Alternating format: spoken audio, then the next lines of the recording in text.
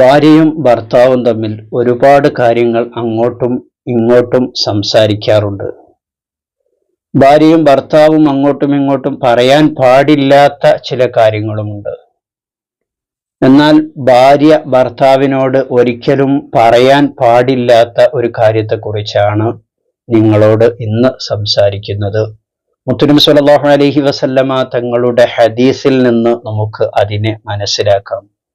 ബഹുമാനപ്പെട്ട ഇബ്നു മസ്ഊദ് റളിയല്ലാഹു അൻഹുവിനെ തൊട്ട് റിപ്പോർട്ട് ചെയ്യുന്ന ഹദീസിൽ കാണാം, ഖാല റസൂലുള്ളാഹി സ്വല്ലല്ലാഹു അലൈഹി വസല്ലം, മുത്തുനബി സ്വല്ലല്ലാഹു അലൈഹി വസല്ലമ തങ്ങൾ നമുക്ക് പറഞ്ഞു തരുന്നു, ലാ തുബാഷിറുൽ മർഅത്തൽ മർഅത, ഒരു പെണ്ണ് മറ്റൊരു പെണ്ണിനോട് കൂടുതൽ അടുപ്പം കാണിക്കരുത്. എന്ത് കാര്യത്തിന് വേണ്ടി? അങ്ങനെ അടുപ്പം കാണിക്കാൻ പാടില്ല.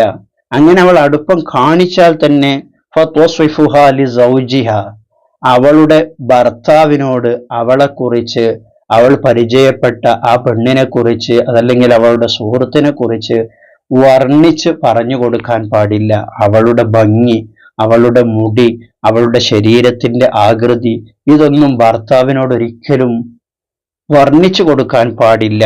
കഅന്നഹു യൻദുറു ഇലൈഹ, അങ്ങനെ വർണ്ണിച്ചു കൊടുത്താൽ അവൻ ആ പെണ്ണിലേക്ക് നോക്കുന്നവനെ പോലെയായിരിക്കും. ആ രൂപത്തിൽ വർണ്ണിച്ചു കൊടുക്കുക.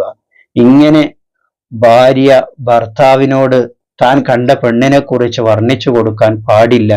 കാരണം അത് അവനിൽ അവളോട് കൂടുതൽ ആഗ്രഹം വരികയും നിന്നോട് വെറുപ്പുണ്ടാകാനും അതൊരു കാരണമായി തീരും.